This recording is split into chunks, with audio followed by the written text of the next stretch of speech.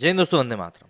जब भी फजीयत कराने की बारी आती है तो पाकिस्तान उस लाइन में सबसे आगे भी खड़ा रहता है, और ये भी कहना गलत नहीं होगा, अकेले खड़ा रहता है। तालिबान को उसको लेकर जो सपोर्ट देना है पाकिस्तान, वो किसी से भी छुपा हुआ नहीं है, जग जाहिर है।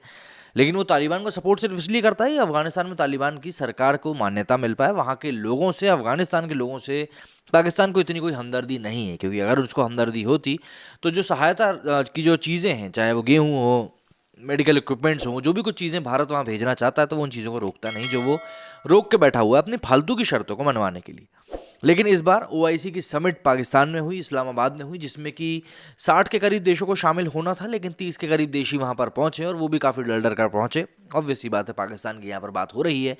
और वहाँ पहुँचकर तालिबान उस मीटिंग में चिल्लाता रहा कि हमें मान्यता दो, हमें मान्यता दो, लेकिन किसी भी देश ने सुनी नहीं। दरअसल ये भी कहा जा रहा है कि जो पूरे देश शामिल नहीं हुए हैं, मतलब जो देश इसमें शामिल नहीं हुए हैं, वो भी यही मानकर शामिल नहीं हुए थे कि तालिबान भी वहां पर मौजूद रहेगा, और तालिबान को वैसे भी दुनिया किस नज़र से देखती है, किसी से छुपा हुआ नहीं है। पाकिस्तान की राजधानी इस्लामाबाद में रविवार को इस्लामिक देशों के संगठन ओआईसी का सम्मेलन हुआ। इसका मुख्य एजेंडा अफगानिस्तान था। इसमें पाकिस्तान ने अफगानिस्तान की सत्ता पर काबिज करने वाले तालिबानी नेताओं को भी बुलाया। दो बातें खास रहीं। पहली, अफगानिस्तान ओआईसी का हिस्सा नहीं है। दूसरी, तालिबान शासन को दुनिया के किसी भी देश ने मान्यता नहीं दी है। सम्मेलन में प्रधानमंत्री इमरान खान ने अमेरिका का नाम लिए बिना उसे अफगानिस्तान समस्या का जिम्मेदार ठहराया। इमरान ने कहा कि अफगानिस्तान की समस्या इंसानों की खड़ी हुई समस्या है। अगर वक्त रहते इसे हल नहीं किया गया तो तबाही हमारे सामने होगी। उसने अमेरिका से आग्रह किया कि वो 4 करोड़ अफगानी नागरिकों को तालिबान से अलग करके देखें और मानवीय सहायता भेजने के लिए तत्काल कार्रवाई करें। तालिबान की ओर से अंतरिम विदेश मंत्री आमिर मुत्ताकी ने कहा कि दुनिया को अब हमारे शासन को मान्यता देने में हिचकना नहीं चाहिए। ये हमारा हक है जो हमें मिलना चाहिए। इससे बेहाल अफगान जनता को परेशानी से उबरने में मदद मिलेगी। हालांकि उनकी इस अपील पर सम्मेलन में मौजूद ओआईसी नेताओं ने सिर्फ चुप्पी साध के रखी। तुर्की के विदेश मंत्री मेवलुत ने कहा कि ये हमारा धार्मिक कर्तव्य है कि अफगानियों की मदद करें। बता दें कि सम्मेलन में 57 इस्लामिक देशों के 20 विदेश मंत्री और 10 उप मंत्रियों के साथ 70 देशों के प्रतिनिधि शामिल होने की बात की गई थी।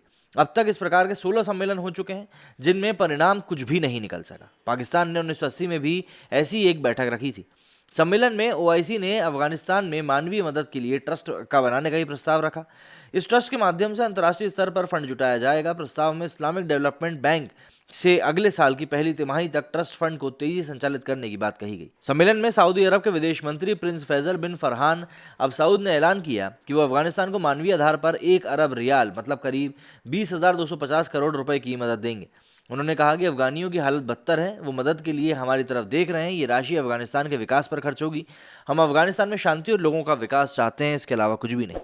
यहाँ पर लेकिन एक बात समझने वाली ये है कि पाकिस्तान अफगानिस्तान में तालिबान को जिस तरह सपोर्ट कर रहा है, वो कई सारे सवाल खड़े करने वाली बात है, क्योंकि इसके पहले जो सरकार अफगानिस्तान में थी, वो कहीं से कहीं तक भी पाकिस्तान के लिए सही नहीं थी।